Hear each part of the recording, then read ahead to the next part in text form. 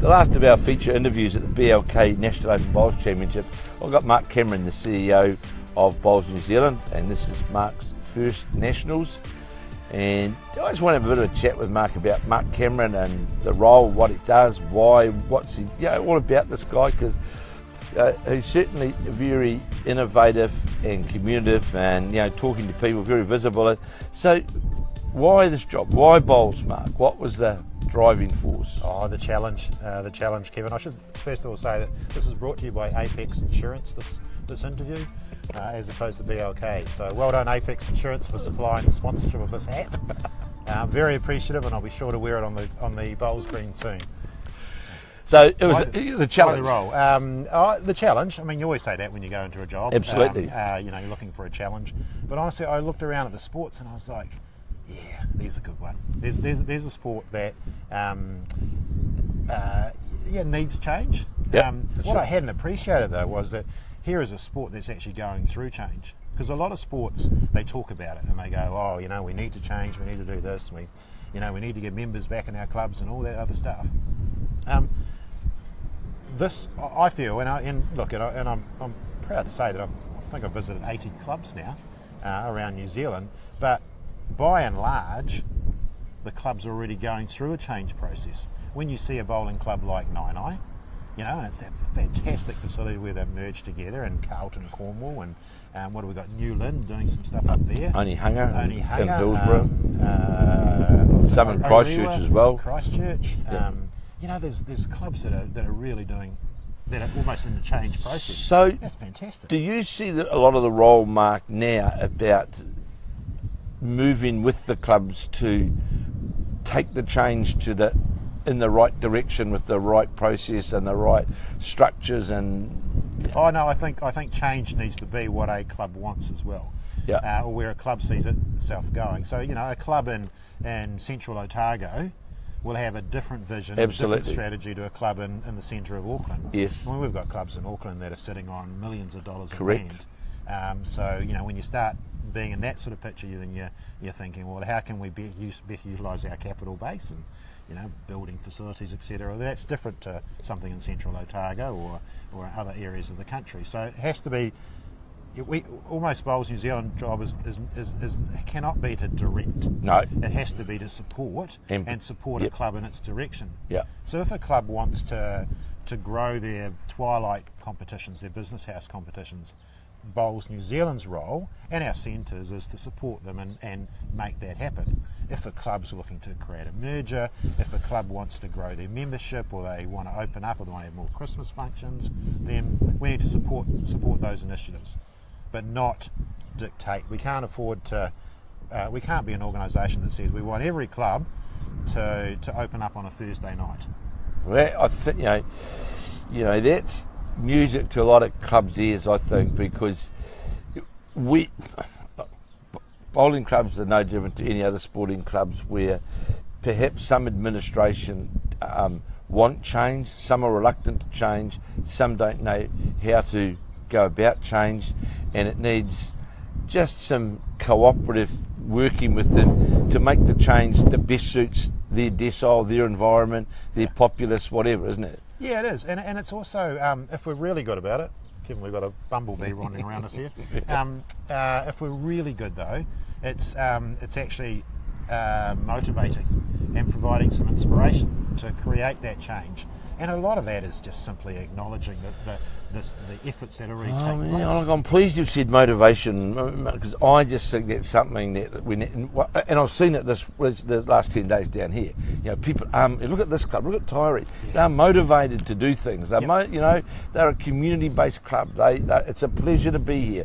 It's not just a bowling club. It's a multi-activity environment around the whole Mosgiel region, and look, I just say to clubs out there as well, look, take off the mask of the past and walk with the future, because, if we don't, there isn't really a future for a lot of places. And I'm pleased to hear that Bowls New Zealand, under your leadership, certainly want to work with the clubs, because that's created a lot of the apathy, I think, because there hasn't been a voice to them. There hasn't been a helping hand to them. Yeah, and some of that's just simply acknowledging. Yeah. acknowledging the efforts that have gone on in terms of keeping some of these clubs afloat, because it's hard yakka. I mean, you've got a club like this that I think is doing exceptionally well. I think they're a clever club because they've got a paid management in it. Yes. But that's not possible for all clubs either. No, it's so not. they're heavily reliant on volunteers. So our role might just be to simply say thanks. Yep. Thanks for your efforts in keeping this club going. Now, what can we do? What can we do a little bit different, or how can we grow this in this area for your club, for your community? Is it fair to say that a message to clubs as well that it's not just all about membership? Participation is actually as important as membership, because participation creates activity, which a direct off that can create membership, can't it? Yeah, it can. It has to start at the participation level, and I think that's what a lot of sports are struggling with. Yeah. I think that traditional membership model of the 70s and 80s, where you joined a club, you were a member, and that's the only way you could play sport and be part of the club was being a member. That's going. Yes, it is. And golf have acknowledged that as an example. Golf, tennis, rugby, cricket, netball, doesn't matter. Yeah, they're all in space. they are. So that's about the club point of view. Now, you've seen these nationals as an example, and I think it's pretty general topic of conversation that it's likely that we're going to have collective discussions about some changes of some of the competition style which you feel's needed.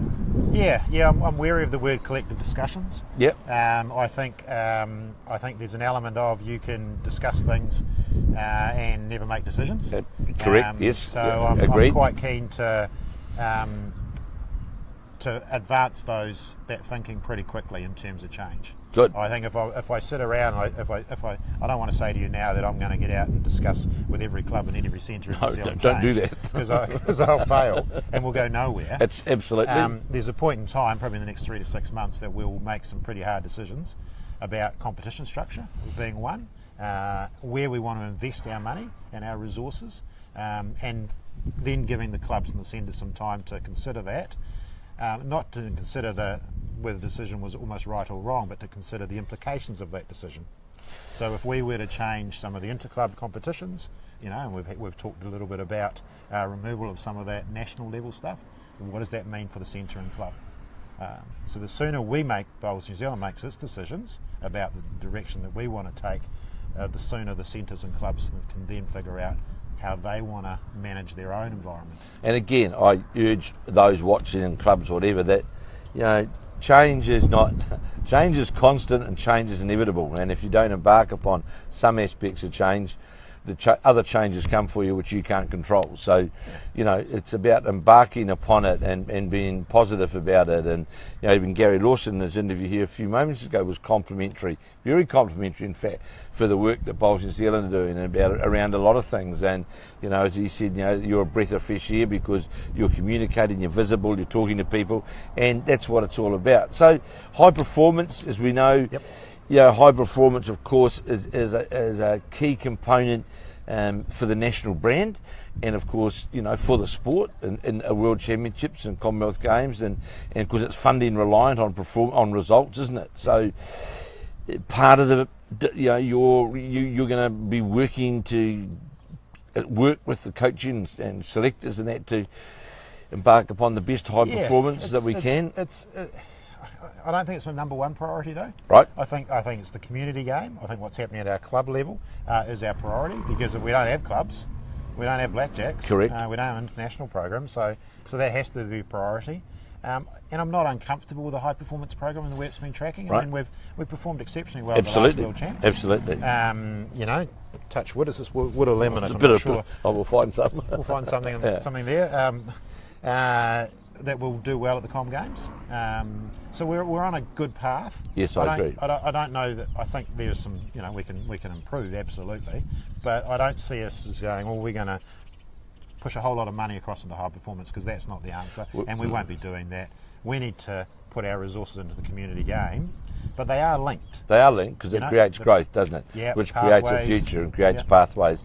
And as we've seen here at these particular championships, we've seen the younger revolutionaries, we'll call them, becoming a very strong force at the highest level, aren't they? Oh, they're good. They're very good. They're good for the sport. When you was it the men's singles? I think it was 17, 18, 29 and 31 year olds. Correct. That's great.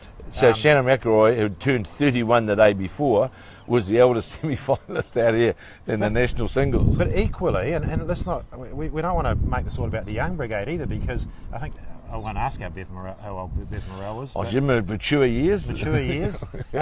So, you know, we've got national champions between the age of 20 Yep. and mature. Yep. So that's fantastic. So what a sport that you can take it up at 40 years of age, and from a performance perspective, you can back yourself to play nationals. And you know, if you're very good, you could look at the blackjacks at 45, 50. We don't want to lose that, because most sports, you've got this 10 to 15 year period to actually perform at your best level. You have. Bowls, you can perform for 40 years plus at the top.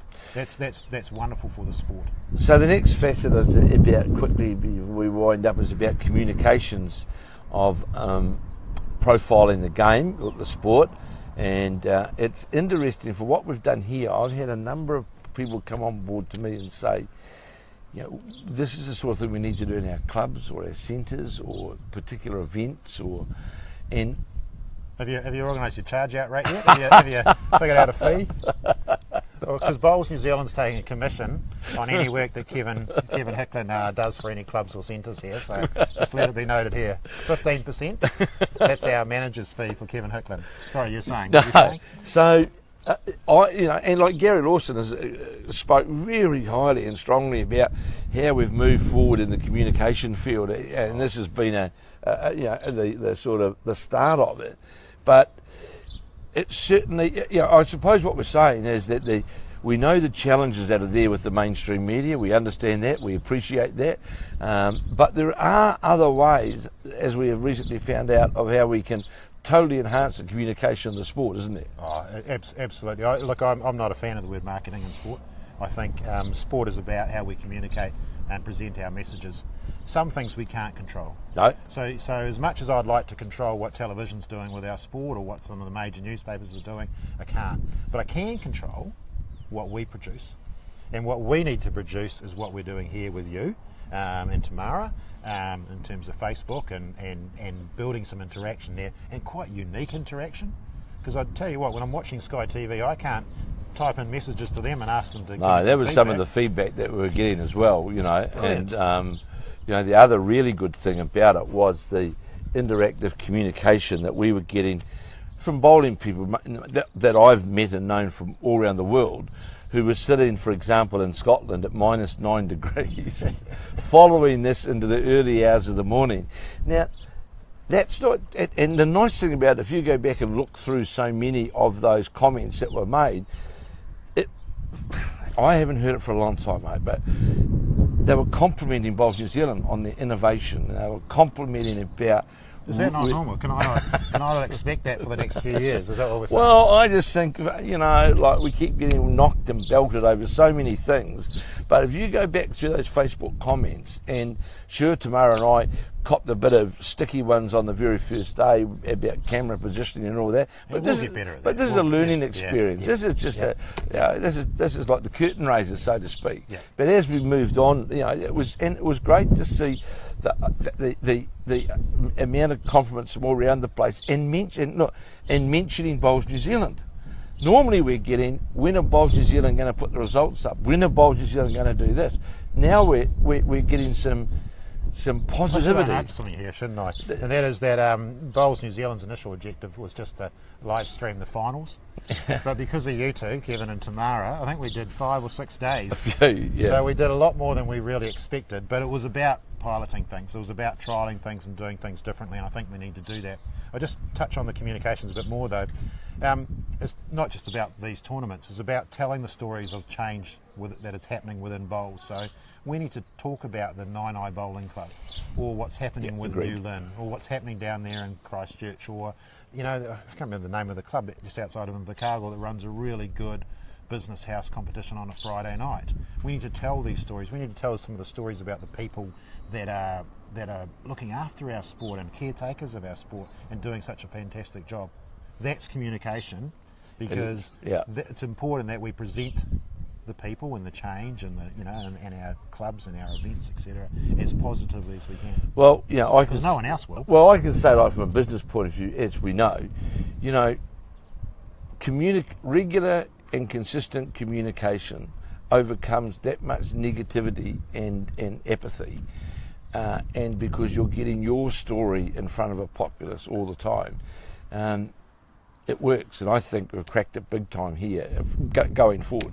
And look, mate, it's been a pleasure to cover the Nationals and to sit down and chat with you and John Macbeth, Grant Nesbitt. We've had all sorts of people that we have, and another compliment that I've got to make to our players is after every event, I've asked them straight away if as they've come off the rink that I want to have a chat with them. Brilliant. And I haven't had one of those players say to me, "Oh, catch me up in half an hour, or we'll do it tomorrow," or whatever. Yeah.